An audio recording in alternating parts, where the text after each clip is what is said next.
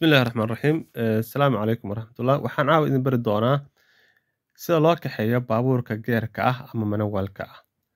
Marka aad baabuurka manawalka ah rabto inaad baratid, waxaa muhiim ah inaad kala taqaanid geerarka sida loo geliyo kow iyo sida loo isticmaalo saddexda badaal ama baabuurka horey kaga yaala ee u baahanta inaad isticmaashid lugaha si u isticmaali karaan.